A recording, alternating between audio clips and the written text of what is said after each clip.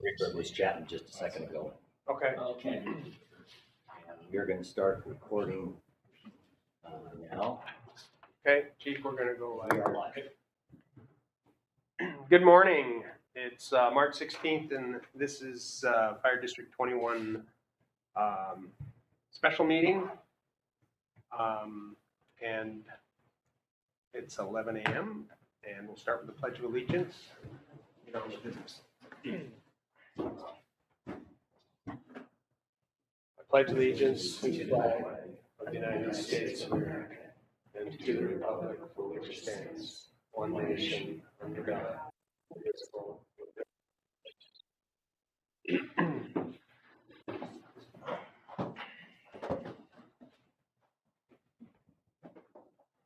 roll call. Bruce Ansell. Kimberly McMurray. John Crawford. Thank you, Matt. John Arnold's. Sean Ward. All right. Any public comment today? All right. We will jump into our presentation here in a minute, but we've got the Volunteer Pension Board meeting minutes to approve, so I'll open that meeting at 11:01. The January 23rd minutes, is there a motion to approve those minutes? So moved. Any discussion? All in favor? Aye. It's unanimous. Chief, anything else for the pension? All right, with that, I will adjourn the pension board meeting at 11:02 and open the regular Board of Commissioners meeting. And today we are fortunate to have Mr. Jim Nelson from D.A. Davidson to help us understand bond financing specifically, but I heard your presentation in Spokane at the Commissioners Conference and was extremely impressed, not only with the information you had, but your guys' track record and the number of districts and departments that you've represented, and felt that it would be beneficial for our board to hear from what I would consider an expert in the field. So welcome, and I'll turn the floor over to you. Thank you, Bruce. Yeah. I don't know how to follow that introduction. This is a good spot to stand. And so, yeah, I'm a bond underwriter, financial consultant. We work with a large number of fire districts trying to help you plan for bond financings, whether it's a non-voted bond or a voted bond. And then also to look at your long-term plan. So I'll give you some suggestions today and hear what your plans are and then give you the options. I think some of the audience get copies. Don't worry, no one's going to be tested on this information.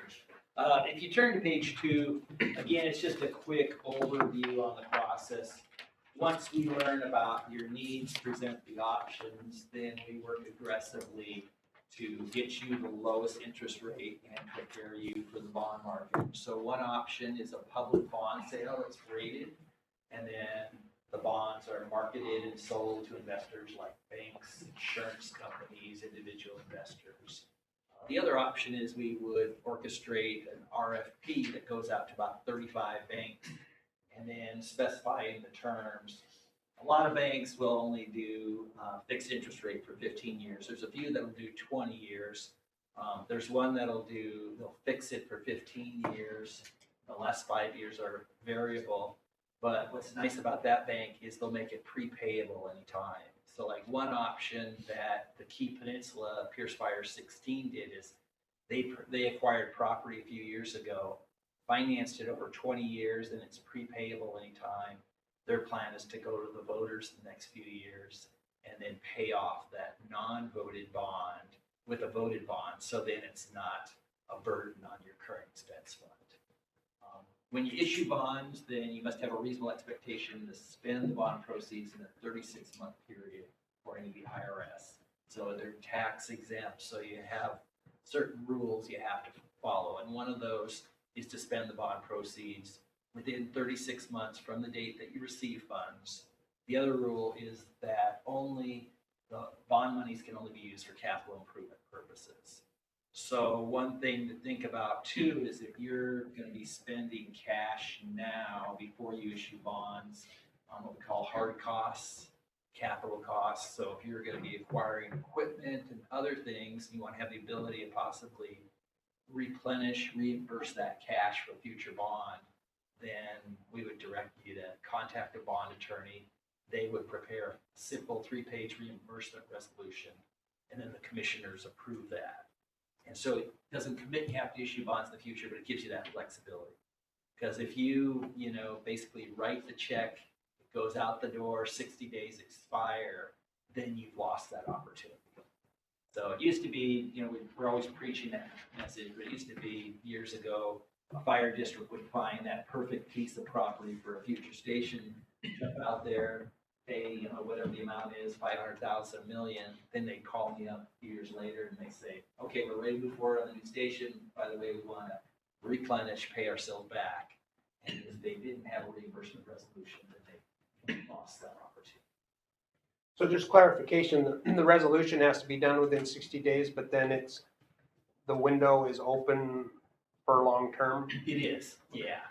And then it would specify it. The bond attorney would help you. So whenever you do a financing, there's what we call a bond attorney, bond counsel. So your district counsel can't do it because it's such a specialized field. They're going to give an opinion. They're going to make sure you do all the correct legal steps. I know as a bond underwriter, we only get paid if and when the bonds are issued. So we're not charging an hourly fee. And then after the financing, you can call us up and, we can provide assistance and answer questions. So all those costs are rolled into the bond. And in this current market, there's what's called an original issue premium. The interest rate set slightly higher than the yield. And so if you're doing a voted bond, say for $10 million, then you receive $10 million in the construction fund. All the costs are built into the interest rate.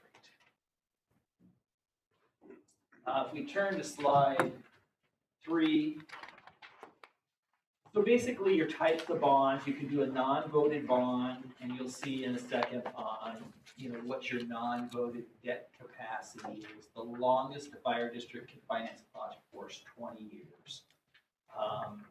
And so one has to be careful on that because, non-voted debt capacity, just because you have it doesn't necessarily mean you can afford to use it. It's sort of like a credit card capacity. The most secure bond is a voter-approved bond. It's a special excess levy. It's not counted against your regular levy. There is a local improvement district option if you had a particular, say, neighborhood or circumstance where only that group is going to benefit from, say, a new fire station, then you might consider a local improvement district. We've only seen a handful done in the history of the state.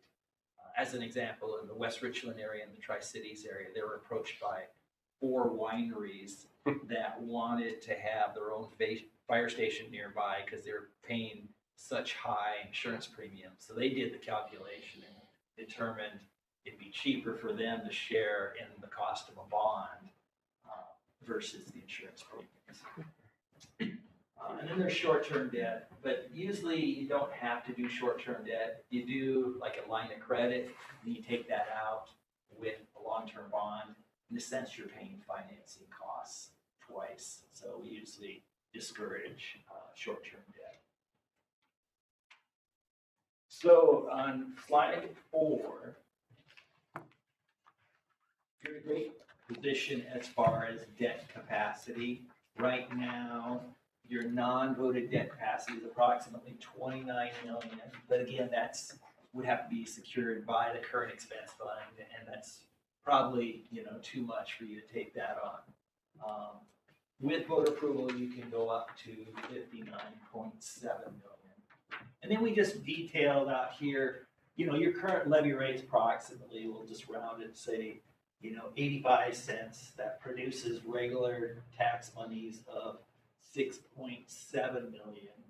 If you consider the levy lid lift and went up to $1, then you'd be at $7,964,000. $1.25, you're at $9,955,000. $1.50. The max, you're at 11,946,000. So with a levy lid lift vote, it only takes 50% approval. With the voted bond, it takes 60% approval. So that's, so if you have that capacity, it's attractive to think about a levy lid lift, and we'll, we'll stay on track here on this. So when you're looking at all this, you're looking at your tax rate planning. What are your future adds to staff, capital improvement plans, report, available debt capacity? What's your schedule for going to the voters? A lot of times, here for fire districts, the priority one is to go out for a levy lid lift, get approval on that, and then, secondarily would be to go for a bond. So it just depends on the district. And then your capital growth as far as how you're growing. There's some districts that might, have a fire benefit charge. You have commercial areas. Do you receive GEMT money? Yes. Okay, that's great. And so that can come into play too. That can, in a sense, help secure a non-voted bond. The next slide shows, I think on the overview of taxing options, the levy lid lift, the excess voter approved operating levy and capital levy, they're 1 to 6 years. The only district that we see doing that is the Spokane Valley District. They have a group of commissioners that are former school district superintendents. So it's kind of a school background. But in a sense, if you're going for that 1 to 4 year levy or 1 to 6 year levy, you're basically asking for a levy rate that would be maybe, I would say 3 to 4 times higher than like a regular bond levy. And so, their taxpayers are used to it. But if your taxpayers are not used to it, then I think one would have to be really careful in thinking about that. The excess bond levy up to a maximum of 20 years requires 60% approval.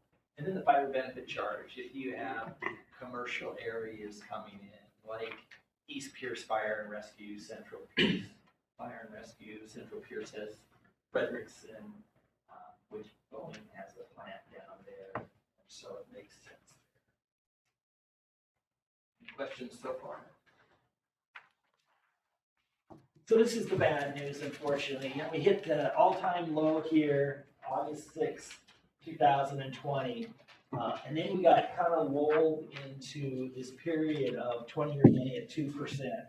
Part of that was the Fed was influencing the market, buying treasury securities, artificially holding down interest rates. And now they've kind of relinquished that program and then even went further and they started the interest rate hikes.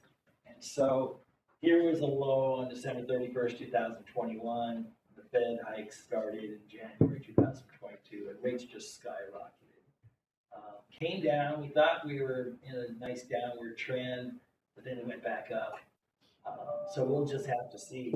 This is an important point here on market. If it wasn't for the Fed raising rates, whenever we see spikes like that, and this was related to COVID, we always say, okay, let's delay the financing. Normally, reaction in the market due to news. So we had done an issue right here, luck of the draw, for North Mason Regional Fire Authority. And right after we priced the bonds, the rates spiked up. We had a competing firm, and then I was talking with North County Regional Fire Authority in Stanwood. They have a really successful training center, which is interesting if you're thinking about it, because they feel they'll actually make money on it and more than cover their debt. So they had the right site, and I sat through the presentation, which was an education for me. They have all these steel cargo containers, and you bring them in and put them on edge and cut them and create all these different things.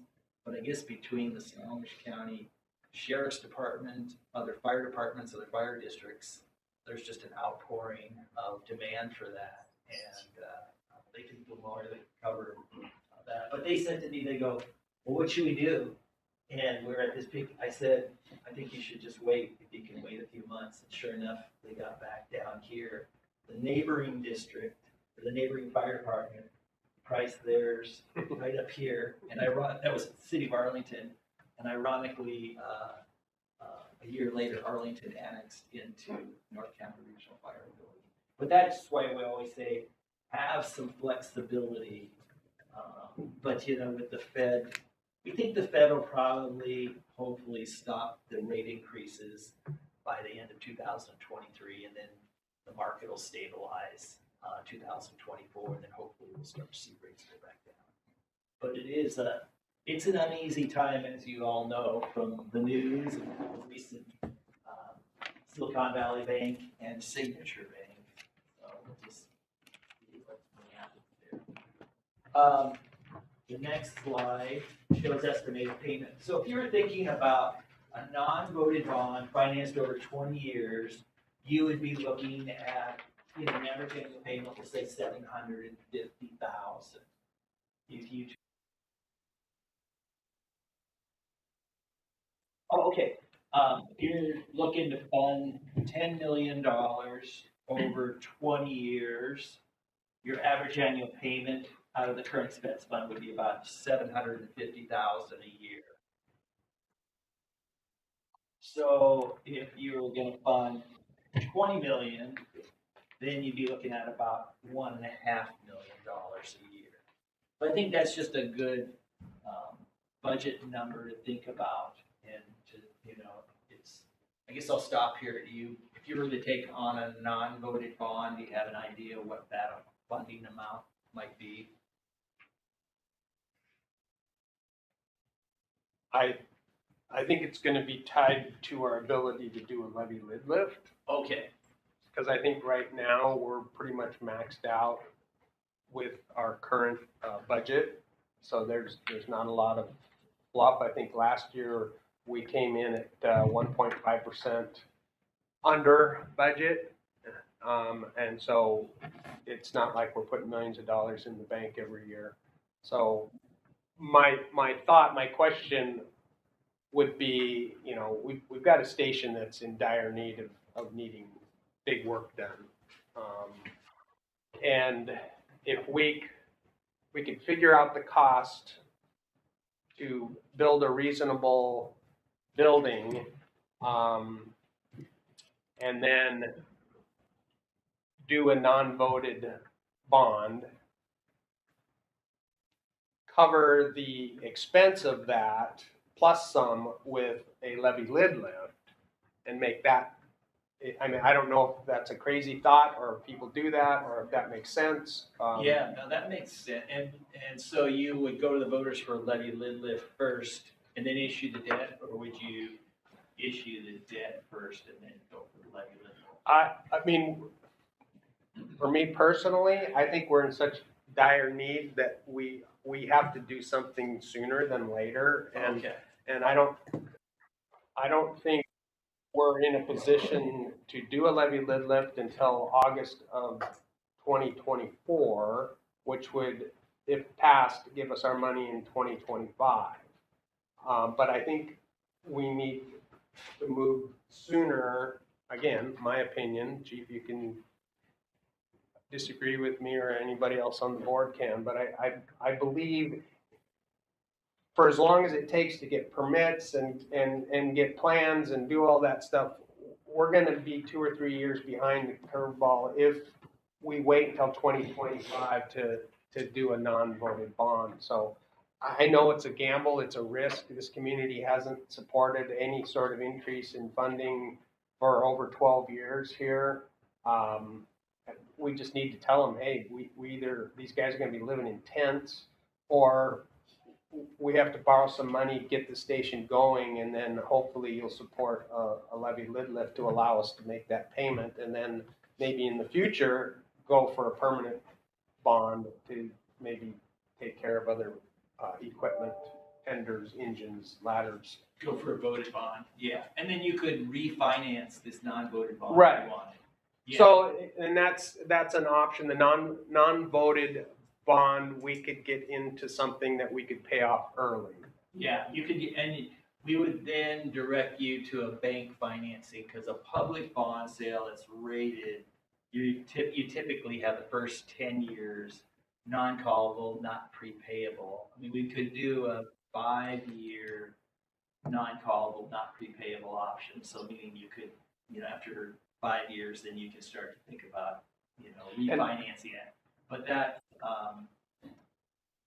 the bank is that it's prepayable anytime, so it gives you more flexibility. And what are the interest rates on those options, 5, 10, or the bank? Are they all Yeah. similar, or are you The paying? bank rates are gonna be a little bit higher. I don't think I brought those, but maybe 0.5% higher, 0.75% higher. But you get the beauty of prepaying it at any time. So for Key Peninsula Fire, Pierce Fire 16, they acquired 2 pieces of property down in, I think it's called Key Bay area, and they're planning to go to the voters to build a new station, I think a training center. So once we heard that, then we orchestrated RFP, sent it out to 35 banks, and then specified that the preference is to work with a bank that will offer prepayable option, no prepayment penalty. And so the bank they chose, that bank fixed the interest rate for the first 15 years. The last 5 years are variable, but it'll work out just fine because probably within the next 5 years, they're going to be going to the voters, assuming voter approval. Then they'll pay off that non-voted bond with a voted bond. That'll become a special excess levy. It's not subject to the $1.50 limitation. And so then that frees up the pressure on their current expense fund. And so some of this and we'll talk more here. Some of it kind of is looking at, okay, levy lid lift, what's the impact, voted bond, and then how does it work with your long-term goals? But I like your idea because then what happens is you build that new station, it kind of rallies the community. They're seeing, these improvements, and then you go back for a voted bond and then talk about district-wide improvements. I was working with former Chief Mel Lankers and his commissioners, Whatcom Fire 1, and when he first contacted me, he goes, "Oh, we're thinking about station being the south end." And I said, "Well, what about the rest of the district?" And he said, "Well, we don't have any plans to do station work." And I said, "Are you spending any money now?" He goes, "Yeah, we're going to use cash and put in new equipment all over, the north end." And I think they might have 3 stations or something. But basically, it was going to be equipment all over the district. I said, "Well, why don't you roll that equipment into the voted bond, so then your message is that district-wide improvements." Everyone gets something. Yeah.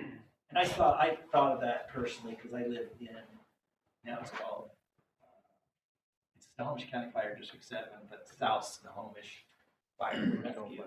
They merged with Lake Stevens Fire 8, and Lake Stevens Fire 8 asked me, and they said, "Well, we're thinking about doing a new station on Lake Stevens. Should we wait and do it after the merger or before?"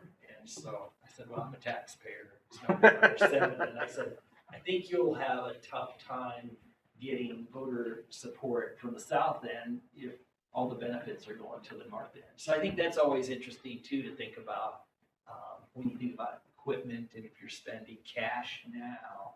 That's why we say think about a reimbursement resolution because of the IRS rule, and then maybe you want to replenish that cash in the future from a voted bond, and then you can legitimately say district-wide improvements.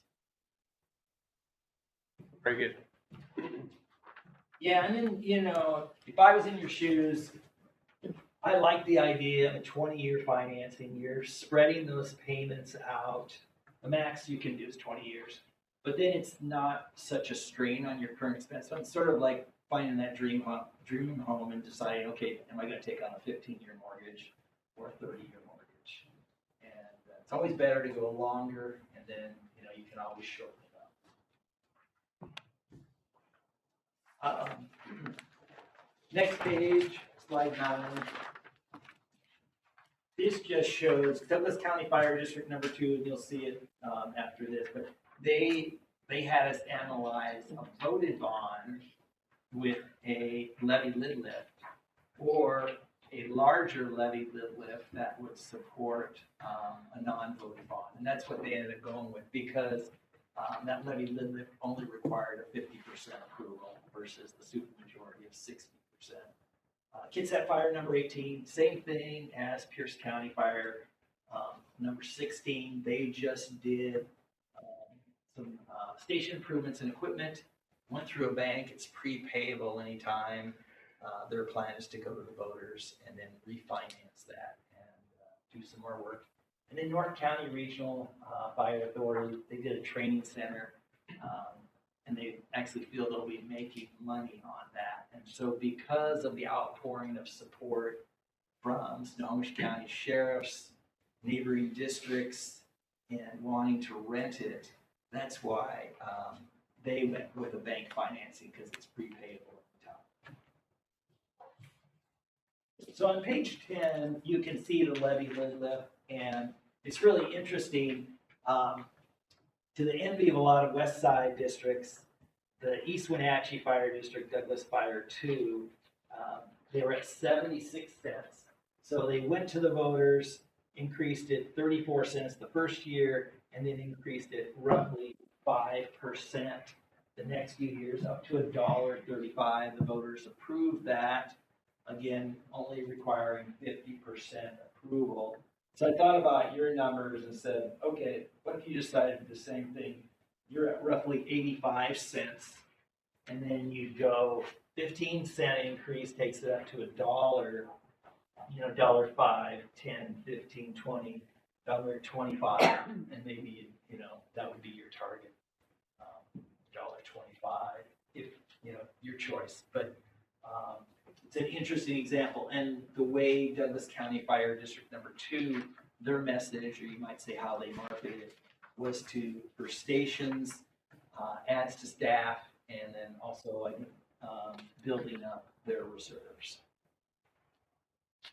And incidentally, it's interesting, their chief left, and Chelan Fire 1, their chief is Brian Brett, and then they started talking about, could two districts merge together in two different counties separated by the Columbia River, and they did merge together, so it's worked out quite well for them.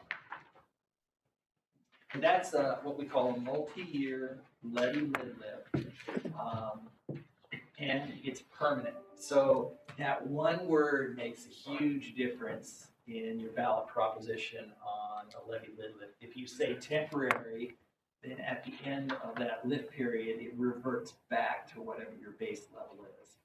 Versus if you say permanent, then at the end of 6 years, it just, you can increase by 1% from that point.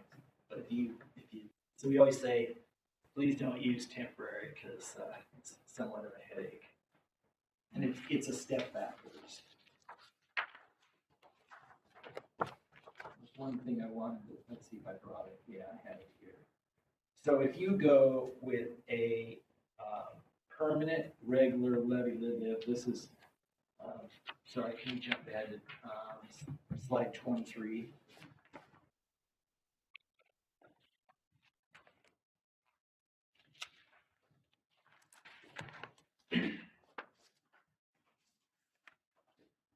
I like to go out of order at times.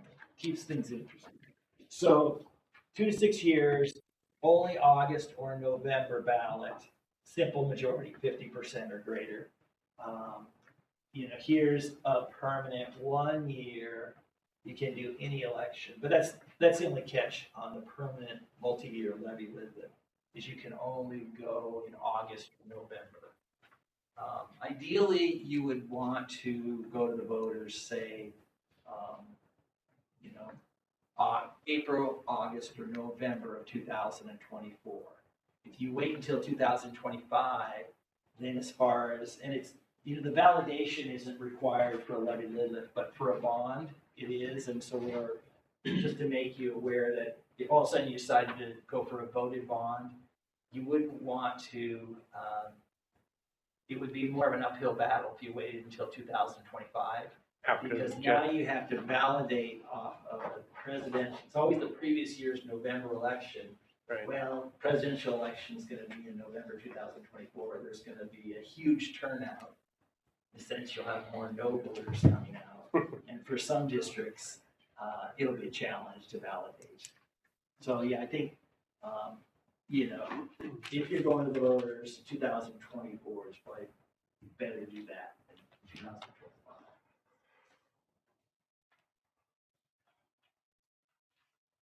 Okay, so we'll jump to slide 11. Sorry, Jason. This just shows your tremendous assessed valuation growth, which is fantastic. The most recent 5 years, 14% average growth rate. Over the last 16 years, you averaged just over 5%. So that's really impressive for the district. And then the next slide shows voted bonds ranging from 10 million to 25 million, levy rate of like 6.7 cents to just under 17 cents.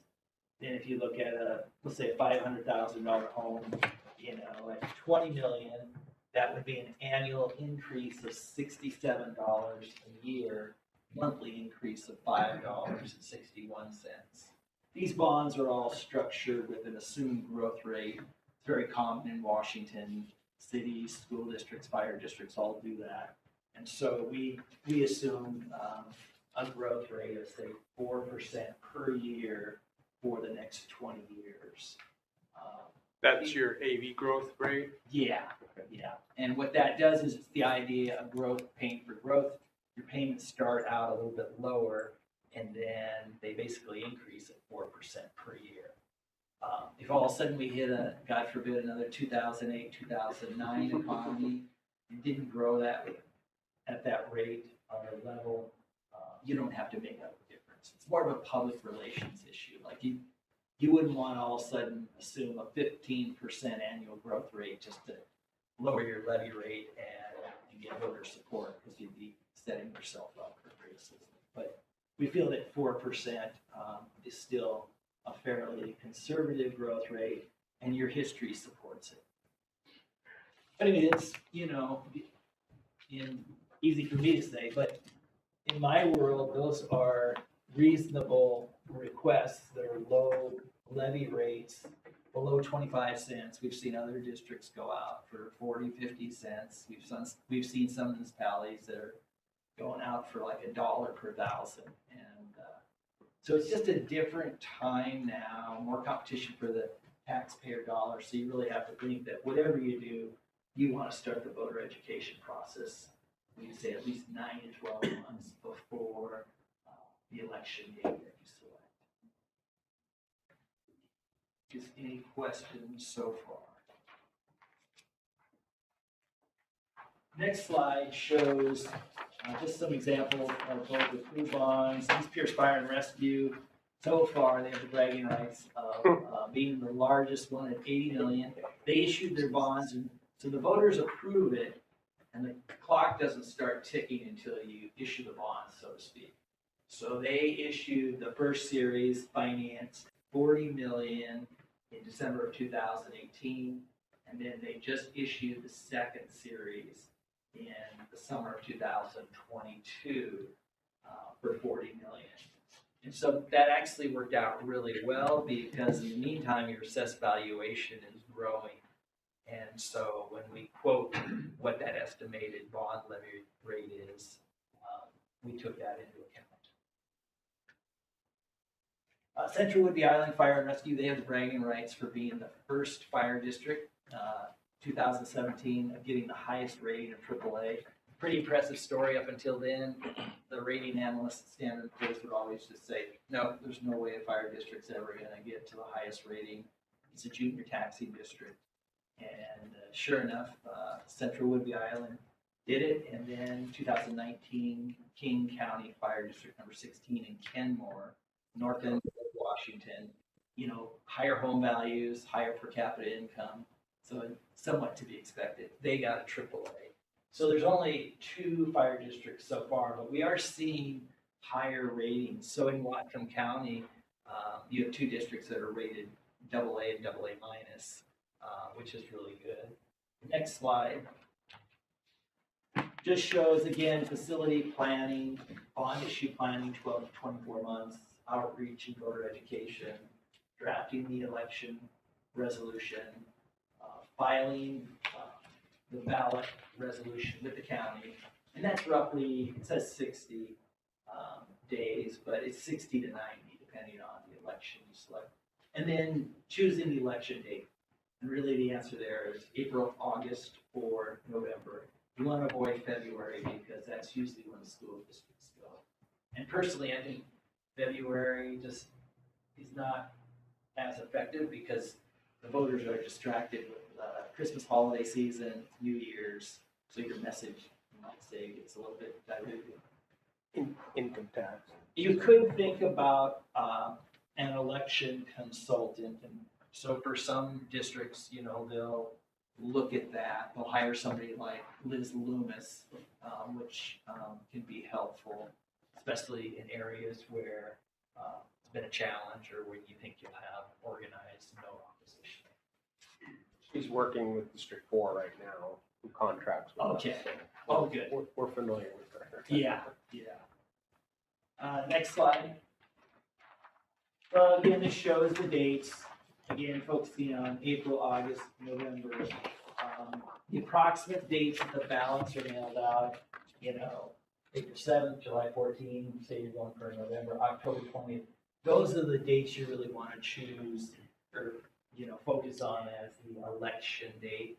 Because once those absentee ballots are mailed out, we find that usually a third of the voters will fill out that ballot within the first week. And so if you have any mailers and key information, you definitely want that to be in the hands of the voters, I would say a couple weeks prior to the absentee ballots hitting their mailbox. Is there the same funding issue? My understanding is if we were to go in November of 2024, we wouldn't get our money until 2026. Is that? It takes, yeah. Is that the same with bonds or not? Yeah, so I'm assuming if you went to the voters in November of, we'll say November 2023, you could really rush it and get your money by December 30th of 2023. We go at a more comfortable pace and have flexibility on market timing. I would say you get your money February of 2024, but then we would help you with an estimated bond amount that would be submitted to the county assessor, county treasurer by November 30th. Okay, so it doesn't have the same restriction as a levy limit. Yeah, and on the levy lid lift, you go to the voters, say in November, they approve it. Well, November 7th. Yeah, you go to the voters and then you'll be on the 2024 tax collection. Or are they saying different? We've been told that if November is too late to get money the following January, you have to wait a full year. That's why April and August have been our target date. Okay, that's what Whatcom County is saying. Yes. Okay. And I don't know if it's different in other counties, but that's. Yeah, I'll check for you. I'll check on it. From a bond standpoint, you want your money in 2024, then that can certainly be met. And then there's different ways too you can do it. You could have interest-only payments the first few years, like we did with Hallsville Fire Department, which is a district, and the Key Peninsula Fire. So they had interest-only payments the first 3 years because they're thinking they're going to be going to the voters in the next 3 years. But you always have to go, okay, what if the voters don't approve it? Right. Can we still afford that? Sure. But yeah, I'll check on that.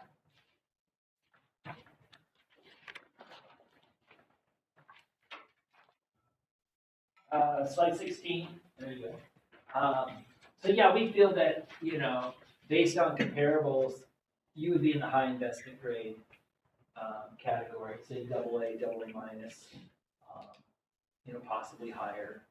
And the key factors they focus in on is looking at your economy, top 10 major employers in or near the district, what's your tax collection record, top 10 taxpayers, unemployment rate, per capita income. They're going to look at debt, how much outstanding debt you have, what are your future plans, financial performance over the last 5 years, what's your unrestricted cash, and then management factors. So they're going to look at audit, budget, do you do a financial forecast, do you have a formal financial management policy that talks about an unrestricted cash reserve of, say, 25% of annual expenses or greater, um, and we'll specify some things like that. And if you're interested, we can send you all sorts of examples of the financial management. Any questions on slide 16? Slide 17 shows examples of ratings. And again, you'll see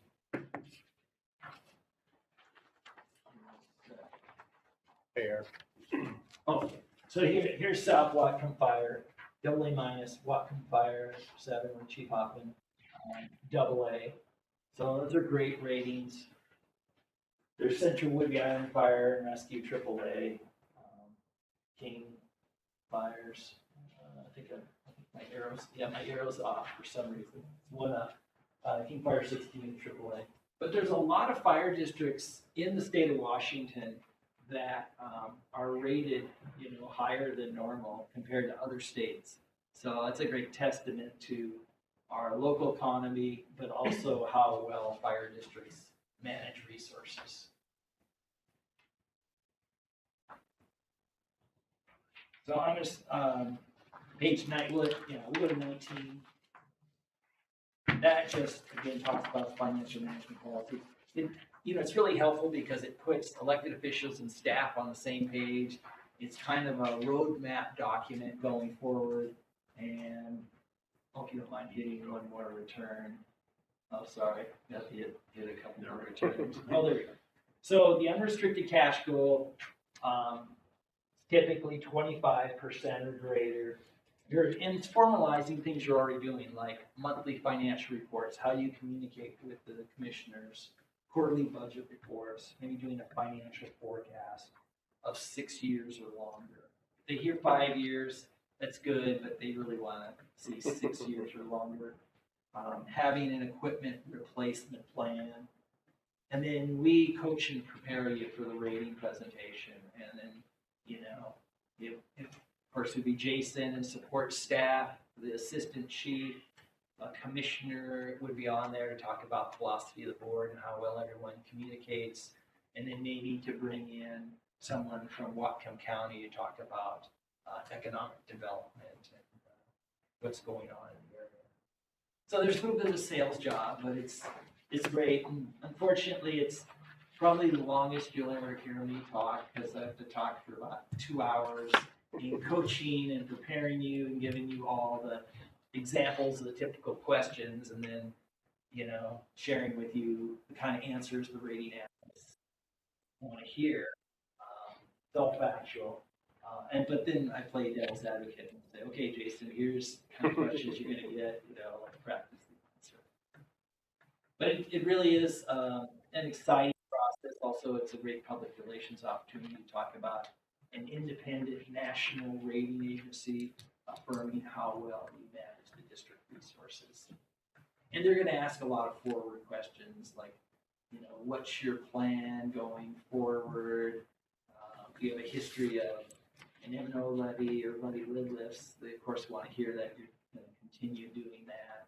They want to hear, if you're going to be taking on more debt or if you have an intent to draw down cash. That's a big red flag in their minds. Cash is king in the eyes of a rating analyst. Slide 20, and this applies to whether it's a bond or levy lid lift. Start the voter education process 9 to 12 months before the election. Think about newspaper articles.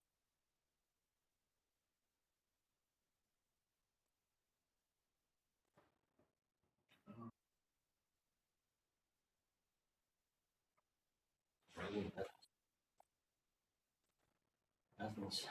Here, how's this?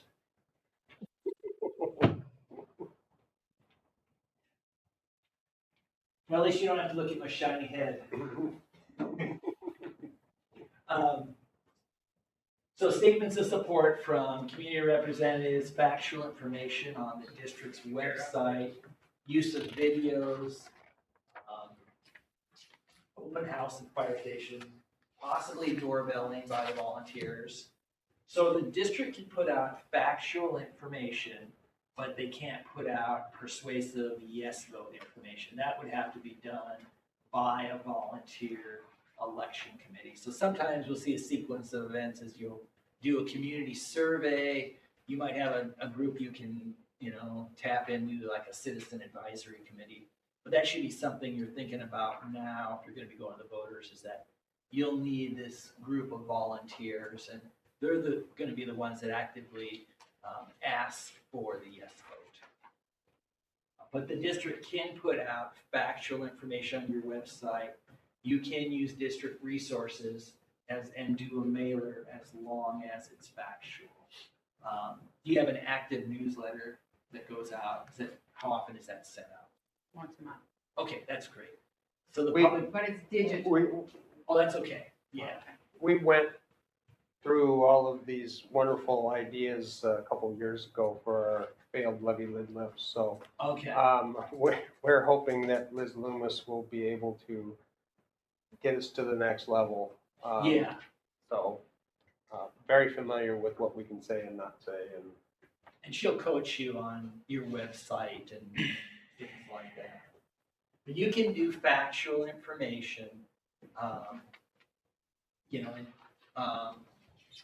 commissioners, chief, you can go out and talk to community groups, the Kiwanis group, the Rotarians, the chamber, and just present the facts.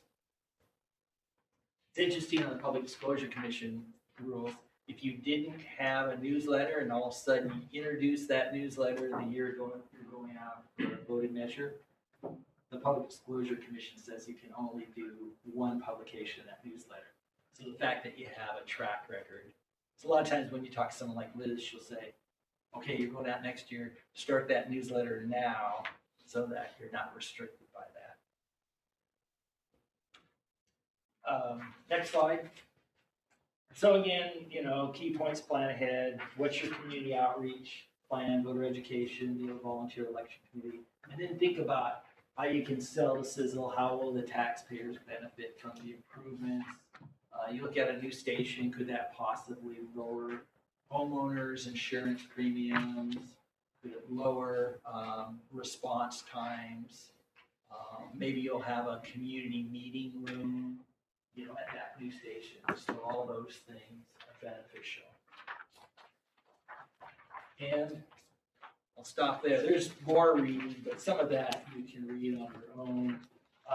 Slide 27 through 31 is helpful, just kind of on grassroots messaging. And then there's some factual information brochures.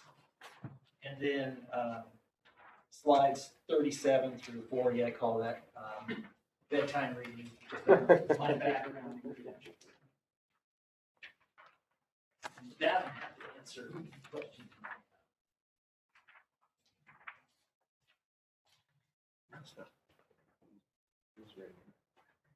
Someone read it?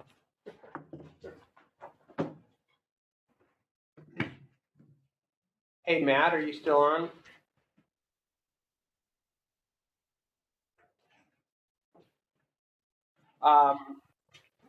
So we'll make sure that you get one of these wonderful pamphlets.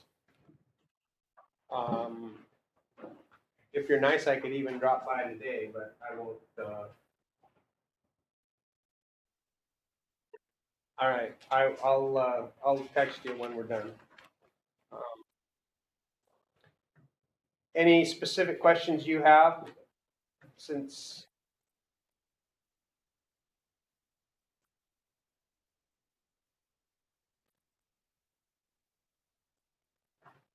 Okay. Thank you. So appreciate the information. I think we as a board have some decisions to make, but also I think internally we need to run the numbers. How much is a new station remodel, major remodel going to cost? How much non-voted debt do we need? Is it 5 million, 10 million, 15 million, 20 million? Yeah. And then how much do we need for a regular operating levy rate? Yeah. Right? I mean, right now, we're just barely getting by at 86 cents. So if we took out all capital stuff, just did operations only, what's the levy rate need to be for that? Yeah. And then how much non-voted bond money do we realistically need? And then can we add that on top of the operational levy rate to pay for that, make that payment? Yeah. Does that sound? Yep, that Right. sounds exactly correct. And so like as an example, it might be, you go, okay, we need a 20-cent increase for operations. Now you're at $1.05, and then maybe you need another, I don't know, we'll say 15 or 20 cents for that non-voted bond financed over 20 years. And then, you're looking at, $1.25, $1.30. Is that the way to go? And then I think the next thing would be, what's the future after that one station and what's your timeline? And, it's like, okay, so we'll do all this, we'll get the station built, and then maybe ultimately 5 years or however many years from now, I got to look back on your debt capacity. You go for, Well, and again, not sound like 59 on a voted bond, so. not to sound like a promoter of debt, but then maybe you're going out for 30 million, 40 million, 50 million, whatever it is. But then you sort of have to look at it. But it actually would work in your favor if you're going to go out for a voted bond to wait a few more years, because then your assessed valuation is going to be higher. And that levy rate will be lower. Too. And usually the next question I get is, okay, what happens if we merge with another district? Do they inherit that debt too, or does that mean the voted levy rate will go down? The answer there is no. It's like whoever votes on it at the time for a voted bond are the ones that are responsible for paying that until the maturity date. Mm. So sometimes I'm talking to one district in Snohomish County, and they're looking at a sizable bond, but they want to get a few more cities to annex into their district, and then their assessed valuation will be a lot higher, Spread her down a little. and that levy rate's going to drop I think by 10 cents or more, which is probably going to increase the chances that the voters will approve it. So it's kind of interesting when you look at all these long-term things, but yeah, that would be something I think to talk to your architect and go, okay, this is what we need now. We would do it on a non-voted, but then we want to have the flexibility to, possibly pay that off with a voted bond.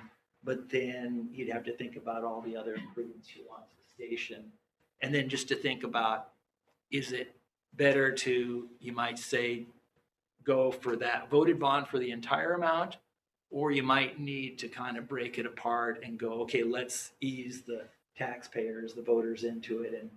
And like, let's say it's a combined need of 50 million, and you go, oh, it's just too much to put on the voters. So maybe the first one would be 30 million 5 years from now. And then 5 years later, maybe it's another, 30 million. Questions? No, it's a lot. Thank you so much for your presentation and a lot of very good, helpful information for us to move forward and what we need to do. Yeah, thank you. Definitely an eye opener. Appreciate it.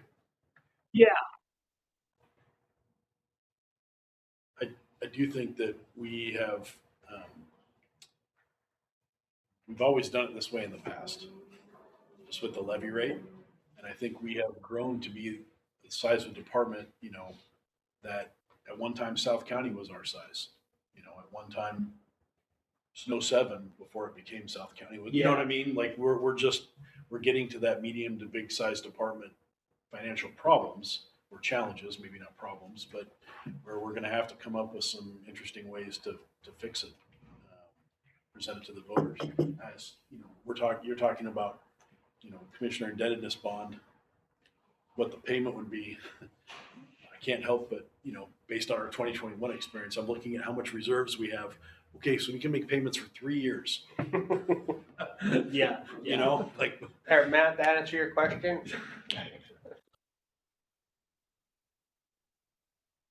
Yeah, so, what's the fallback position? What's our plan B if one thing works out and the other doesn't? Yeah. Looking at the voting history of, North Whatcom has multiple districts combined. When North Whatcom came together, there was 4 things in 2 districts. Each district that came together had 2 things on the ballot. One was, do we want to form North Whatcom?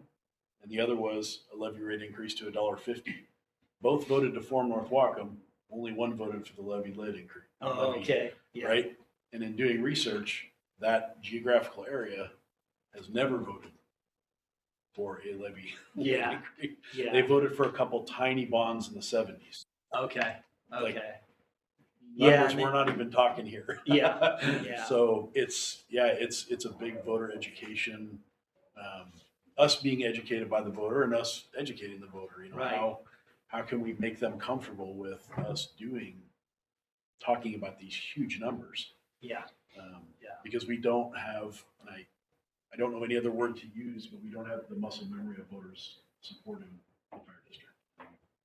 We've got to start chipping away at that because, we're growing into this agency that can't just be sustained by a simple levy.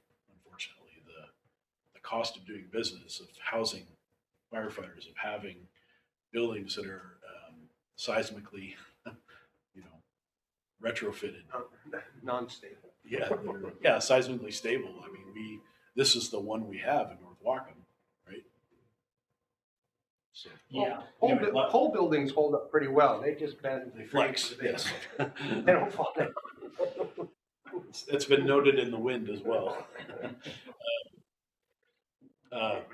So I think we do have a lot to discuss and probably multiple emails to you to help answer questions. But I guess the other thing too, I'd encourage you to think about is, so there's a levy lid lift, non-voted bond, and then maybe to map out possible future bond, and then another levy lid lift, just so you have a pretty good idea. I hear from other districts where all of a sudden, they'll get through like the first 2 steps, and then it's like the levy lid lift is really critical, and they'll go for that. The voters turn it down, and that just postpones the voted bond for a number of years. Right. So it's part of that too, then, is just kind of, mapping that out. Last night I was up on Woodby Island for a park and rec district aquatic center, and the school district right next door to them is going for an $80 million bond.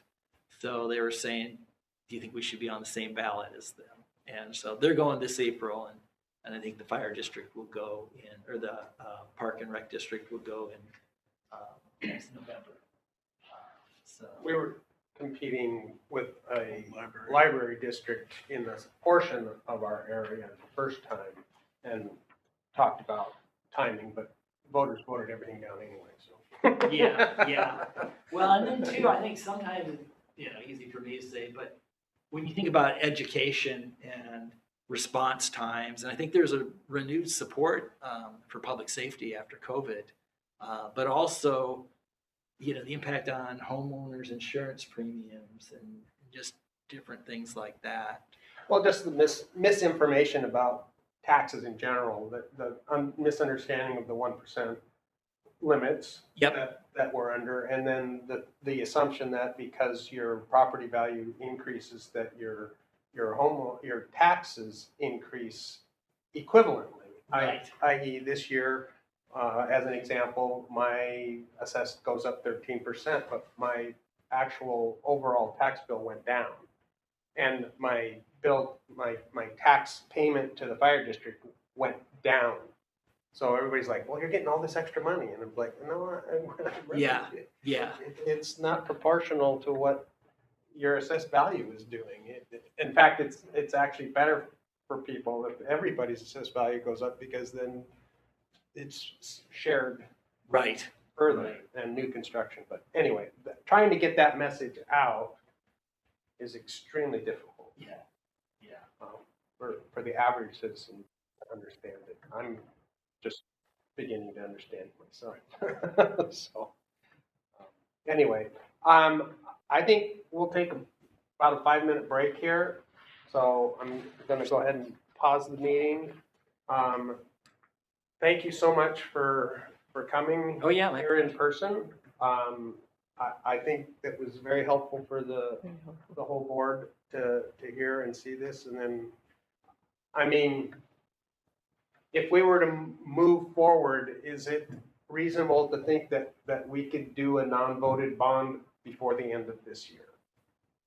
Yes. Yeah. The bond financing process takes roughly 3 to 5 months. And so that's building in flexibility.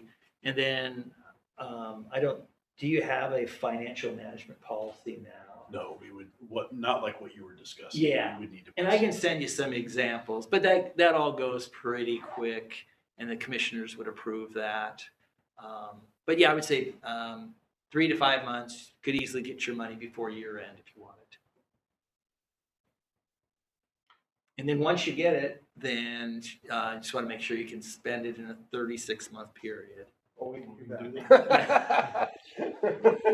You know, Won't be a problem. Again, at the risk of sounding like a promoter of debt, if you had any other financing needs, you can look forward the next 36 months. So like, let's say you're going to be buying a new ladder truck, pumper truck, 8 unit.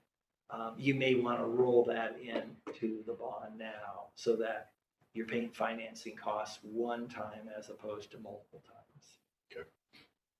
Well, the other thing you were talking about was on the voter approved bonds, the costs for those elections, you can roll in Yeah. to the bond. It depends on the county and what other ballot measures on there that you can share. But I've heard down in King County, I've heard that could be 30 to 50,000. So that that's a soft cost that can be reimbursed by the bond. And all the soft costs, like if you're working with an architect or other consultants, Liz Loomis's fee, that can be reimbursed by the bond too. So yeah, I can't stress enough the importance of that reimbursement resolution. Yeah, so we would need to put that in place. Great safety Okay. net. Yep. Yeah. And I'm sure there's templates for that somewhere. Yeah, the bond attorney would prepare that for you. Yeah, and it's a simple 3-page reimbursement list. And remind me, who's your district attorney? Richard Davis. Oh, okay. Davis. Yeah.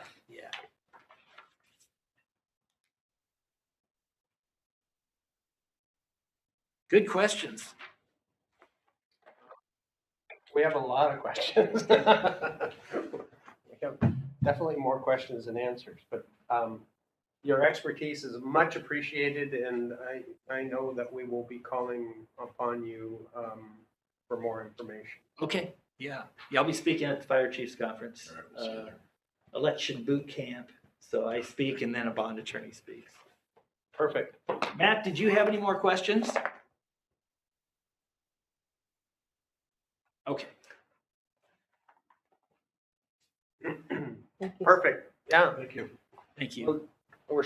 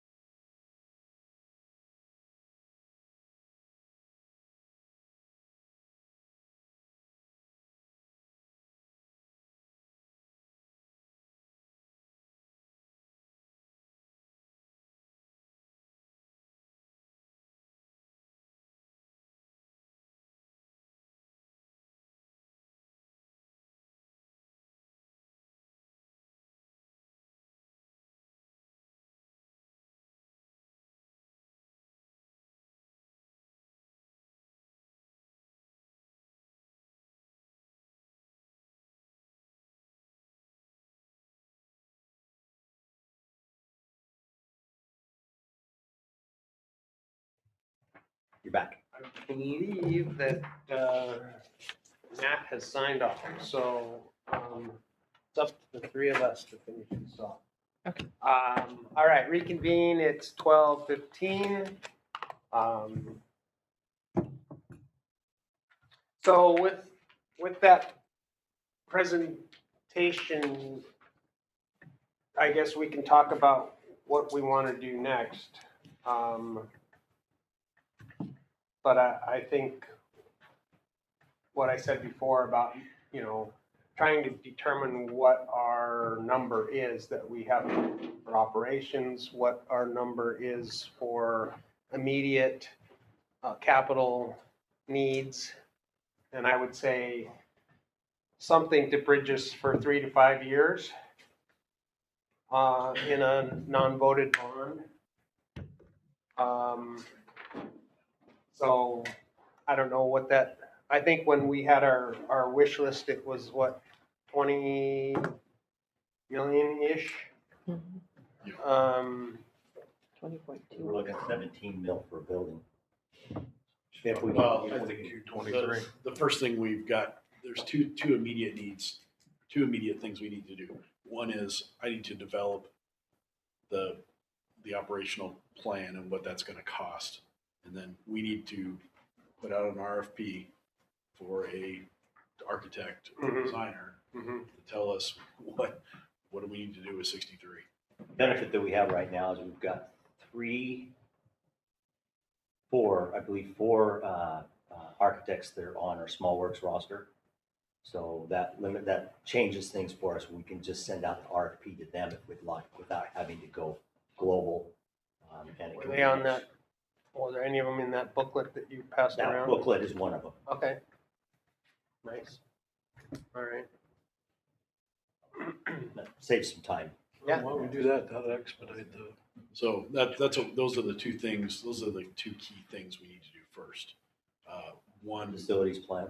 yeah, I don't know if it's a complete facilities plan, and that would be a good question for the board. Do you want a facilities needs assessment done? I mean, that's gonna be on everything in District 21 versus just looking at, hey, this station is crumbling.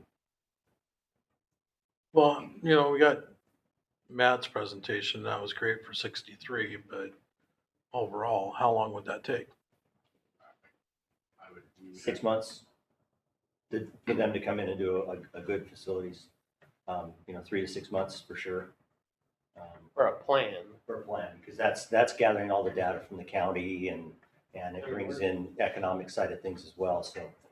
Fine, we're at 3, but if we're going 6 months, we're pushing it. But I'd like to get everything in one bowl as well. I think the smart choice would be to do a facilities needs assessment. And if, yeah, once we identify a company that can do a facilities needs assessment, interview them and say, we know that 63 has got to be either drastically remodeled or replaced. If they can do both things parallel to each other, assess everything in the district while they're also giving us some elevation drawings and a quote for what it would cost to replace or repair 63 to our liking, get that all done at one time. We'd have to ask if that's That's possible. feasible. The problem we run into with that is to do that. It's almost kind of like we did with Highline with Station 62. We have to kind of hire them for better words to come up with a plan and drawings and that for us to do so. So it's not committing to them to do the work, but it's committing to them to do some preliminary work for us so that we have the packet in hand that we can go and say, okay, here's our direction we want to go, and hand that out to those other agencies or entities to give us the firm bid. So Got another month to get it figured out.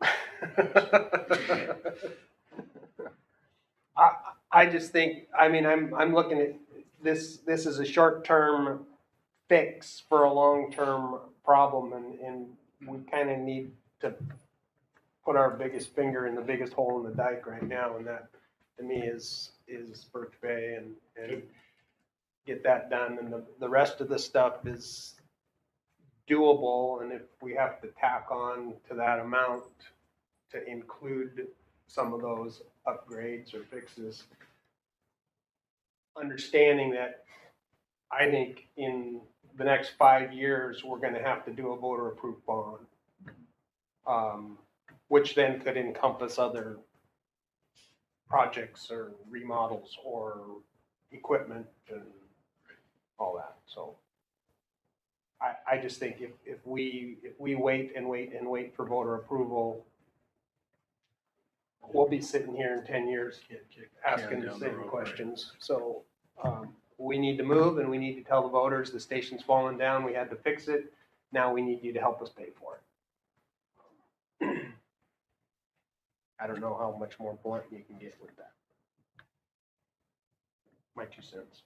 All right, consent agenda approval. Is there a motion to approve the consent agenda, which includes the meeting minutes from February 23rd and February 27th, the staff reports, the financial reports, and the vouchers? Second. Any discussion? All right, so I'll read the numbers in. The revenue for February was $1,107,000, $595.23. The total expenditures for March was $1,021,777.79. Direct deposit payroll, $420,998.36. Payroll taxes, $100,147.07. Benefits vouchers, $223,920.40. Monthly expenditure voucher, $120,959.81. Capital projects apparatus, $155,672.29. Volunteer fund, $79.86.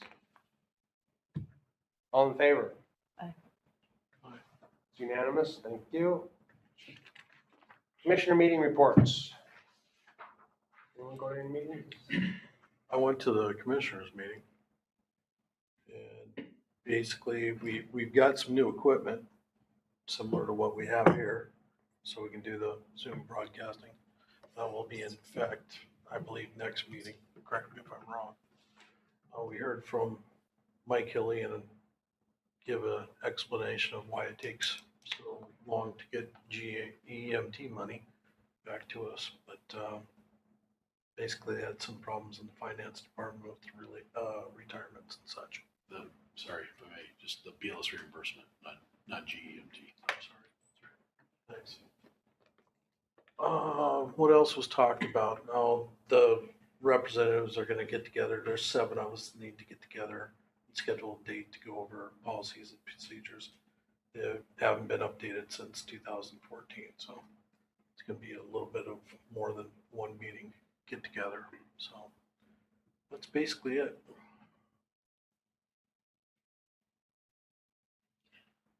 My grant writing class is going exceptionally well. Good. And I have several different grants I'm looking at applying for.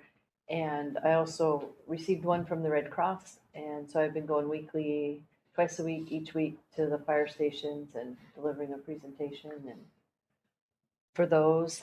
And also looking at the National Fire Academy, they also do a grant writing specifically about FEMA grants. That would be very beneficial as well. Is that in person or is that a virtual?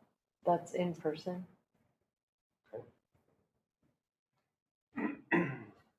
So I guess we as a board need to figure out your time and effort if we're going to be using you in this capacity, and maybe you and the chief can talk or whatever, but I think at the next meeting it would be nice to have an understanding of how much time that takes and how we can reimburse you somehow for the efforts that you're putting into this versus us going out and hiring an FTE to do grant writing. So I know that there are some legal restrictions as to what we can do, but maybe you guys can figure out, maybe use Richard Davis. I don't know what would be an option when we have a commissioner that's able to kind of do, I hate to use side work for the board, but how that can be compensated fairly. Okay. Because I know it takes a lot of time. It does take a lot of time. And some of the grants have allowances that you can include that in the grant money as well. Okay? Kind of like the bonds. Yeah. Perfect. So maybe if for next meeting, you could come up with a Okay. presentation or thoughts or proposal.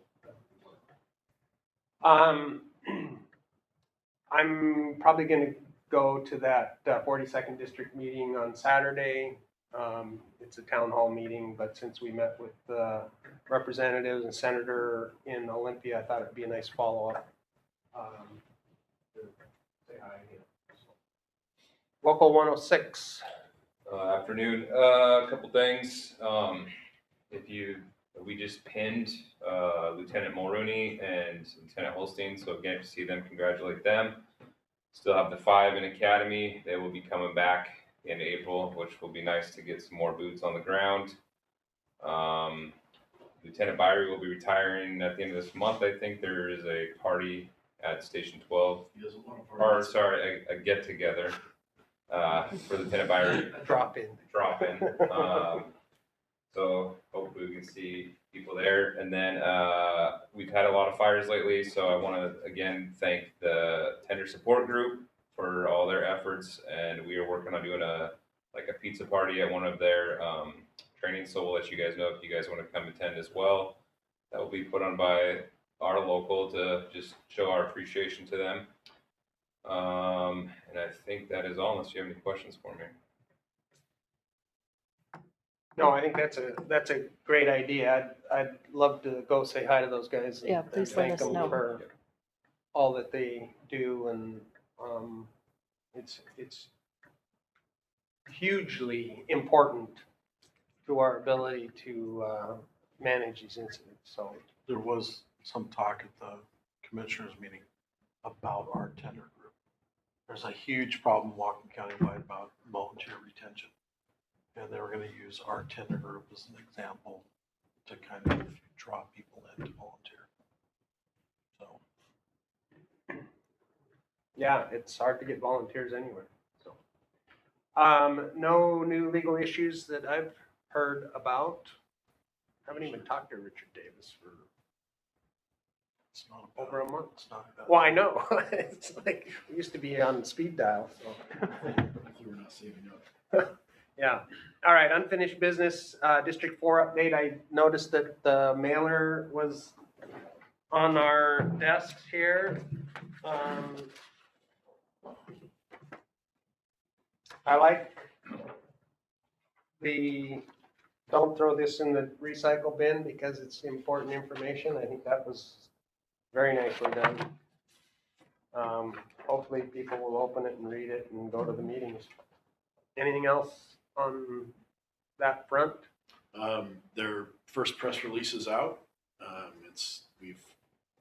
Commissioner Cooley, I believe Commissioner Ansel and myself have all been contacted by, if not one, more print reporters. I have Commissioner Cooley and I are going to have an interview with Cairo TV today, this afternoon, at Station 12. So we're off and running and moving towards the first outreach meeting on the 21st. Yeah, I did have a discussion with a reporter from Cascadia after they read the press release. So I asked the last meeting, what's their plan B? Have they come up with a plan B? Are they working on a plan B? Commissioner indebtedness bond to pay for the capital facility pieces for all of the capital that would allow them to free up their money to pay for their portion of, Boy, we just had the guy here. Where they at? what's that? Remind. Well, I was late in giving them, in prodding them. So it's my fault that they weren't here for that. But we did have a discussion about that, as well as they recognize that it's a contract. As with any other contract, if you can't make your payment, then the contract cannot be renewed. And that they might have to look at 12-hour staffing and go to a mutual aid after that. That's why it talks about 30-minute response time. It's not a lie. They can only do what they've got the dollars for. So there is no good option.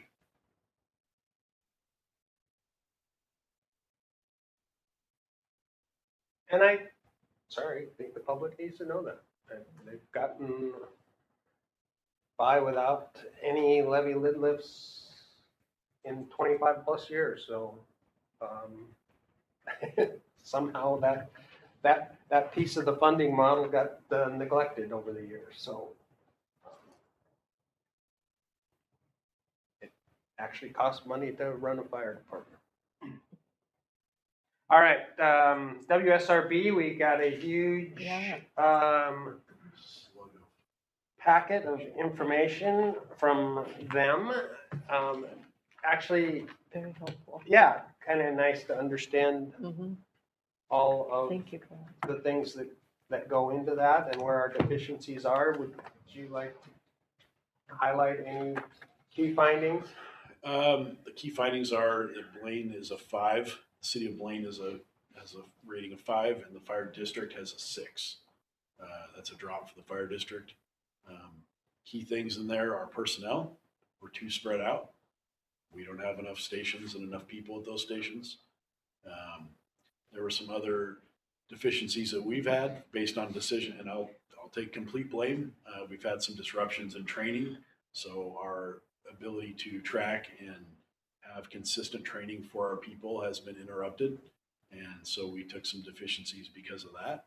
But the biggest piece is how spread out we are, and the fact that we're understaffed and still doing it. Those will be the big things. The age of our equipment is actually starting to come back, is improving. I guess if that's the right word. They did notice that we are taking time to replace pieces of apparatus and that we've gotten rid of a lot of dead weight. Ladder trucks are going to be a big problem 4.5 years from now. Okay. I put the letter to the Blaine Council regarding the tax increment financing on here just because at our last meeting, although everyone on the board had agreed that we go ahead and send this, that wasn't an action item at the special meeting. So I just wanted to make sure that everyone on the board approved of us sending that letter to the city of Blaine, requesting what the actual cost to the fire district is going to be if and when they decide to do that. So if you guys are okay with that. Move to approve. All right, it's all in favor? Aye.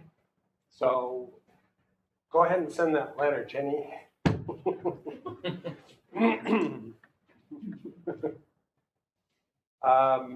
Any other unfinished business? New business? Chief Ward, you have a renovation bid approval request. One. This fortunately falls under the small works roster, so we're able to bypass a lot of the functionality of having to go out for major bids and spend a lot more time on it.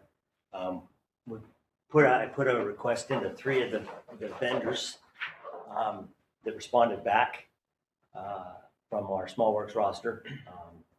Loophole Construction, Masseri Construction, and Highline Construction. obviously Mosseri decided that they declined. At one point, initially, he said he would be interested in it, and a large job came into their business and he had to decline. Rather difference in the costs for the two bids that we do have, Loophole and Highline. Highline is a large company that doesn't use a lot of small contractors to do work. So they basically themselves are doing all the work. So there's obviously going to be a little higher, whereas Loophole would be the main contractor, and then he uses subs to do the other work. So he's able to keep the costs down a little bit more in that respect. What I'm asking for the board is approval to award this to Loophole Construction with an overage to cover potential increases in materials that we cannot see right now with the system that's out there right now. I'm only asking for a 10% increase. I'm asking for $250,436.71 to be approved up to remodel or add those two offices in the storage space to Station 72. And the line item that's coming out of? Capital Facilities, which currently has a balance of $1,444,000. These, if I may, sir, just these rooms will be offices, but this will be immediately convertible back to a fire station that can actually house 24-hour crews. It has a kitchen. It has male and female locker rooms or showers. It'll have 3 bunk rooms. It'll have a day room, whatever you want to call it, living room. If and when admin were to vacate, it'll still have 3 apparatus bays on it, plenty of storage. So we're not renovating it so it can never be used again. It will maintain its utilitarian purpose. So it can be a functional fire Actually, station more in the functional, future. yes. That was my question. Perfect. And how soon could they start on That this? was my next question too.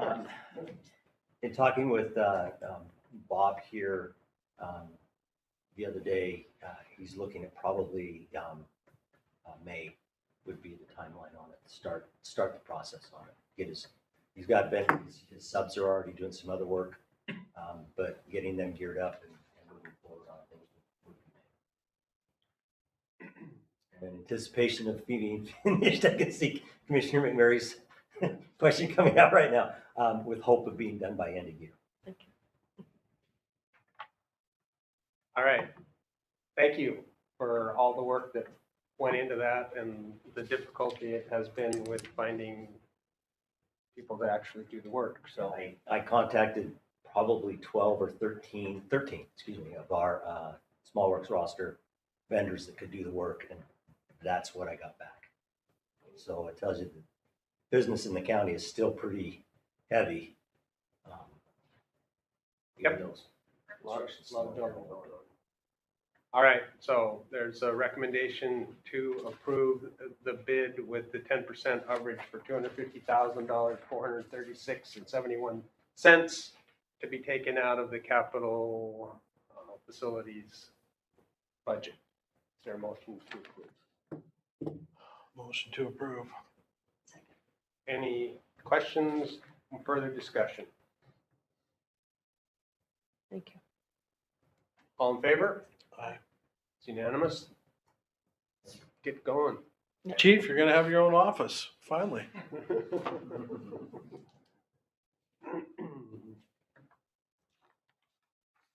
Good, Much. perfect. Correspondence is in your packet.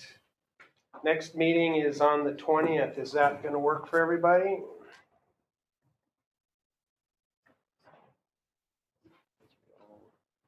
My phone just went into lock mode. Okay, that will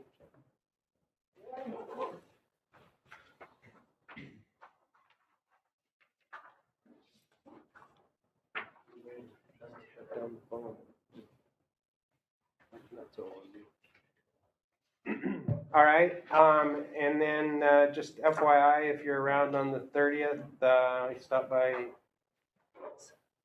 Station 12 and, thank Lieutenant Byrie for his, 33 years of service. Wow. Nice. All right. Sir, if I could. Yep. Just real quick. Just wanted to, Mr. Brown pointed it out during the union report, but I wanted to also thank the tender group from admin, from the chiefs, and I know you recognize them as well, but also the troops, the firefighters, the captains, lieutenants. We've had 13 structure fires since the beginning of the year. A good majority of them have come in the last 3 weeks. The fire marshal's office the county fire marshal's office is severely understaffed, if they're staffed at all. Lieutenant Nielsen, our deputy fire marshal, has been super flexible and has helped us out a lot. Has helped our citizens out by moving, and the county has allowed him to, drift outside the boundaries of Blaine and help them out. Everybody is putting in 110% effort. Our probies, I think, have more fire experience at this point than I ever did.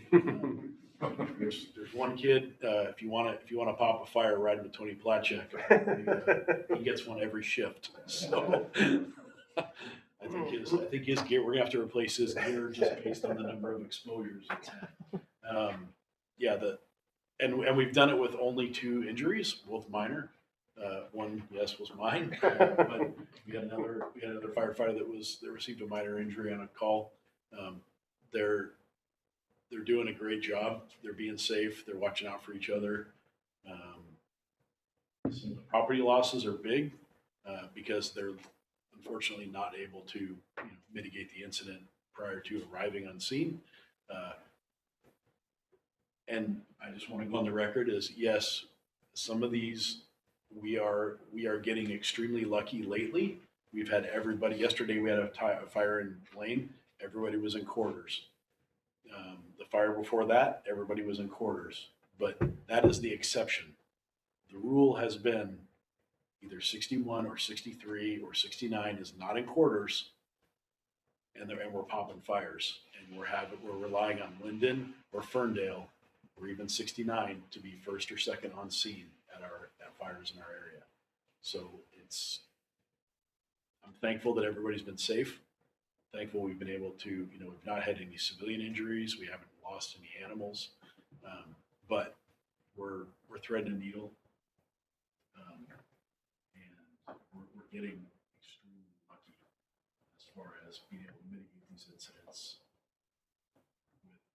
with the help we have, with the crews we have.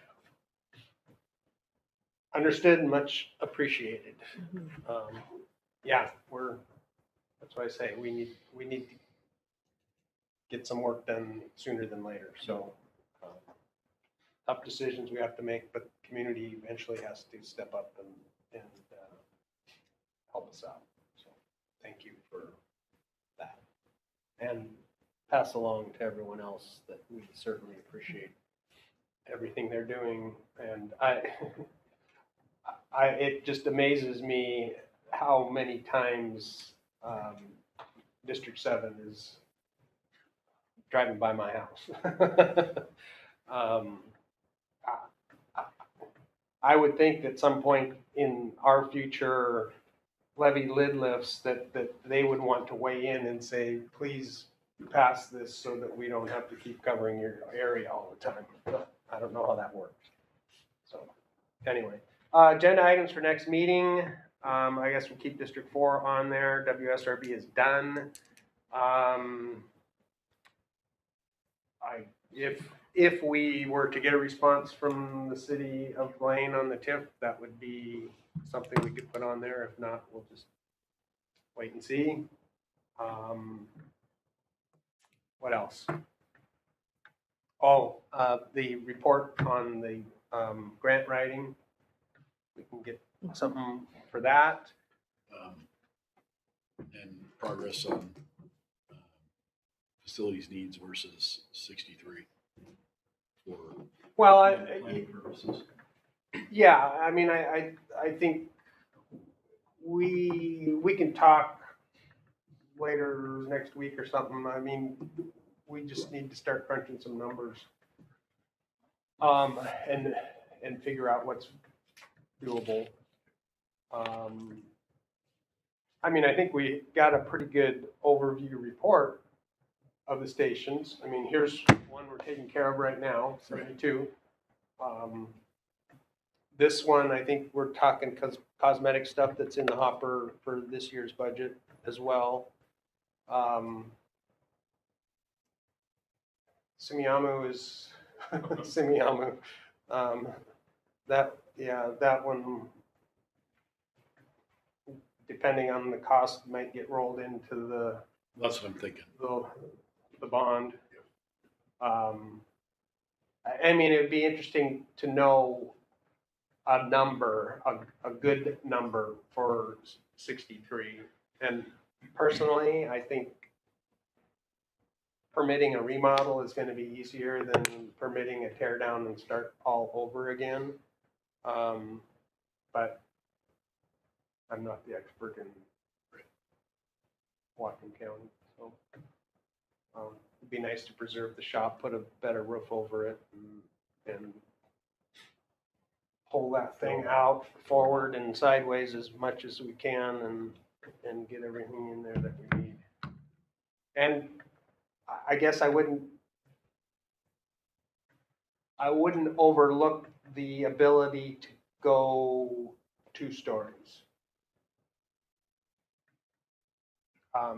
If you have a limited footprint, you could go up. It means bunk rooms are usually upstairs and you have to run downstairs for calls, but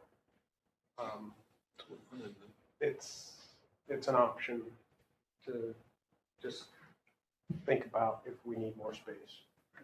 Because I think if the plan is to involve the community and have a community room that would take up a big chunk of that, maybe, bunk rooms need to go upstairs and still maintain some parking, right? Because if you push it all the way out to the street, people will be parking in front of the bay doors, and we don't want that. So, anyway, my 2 cents worth.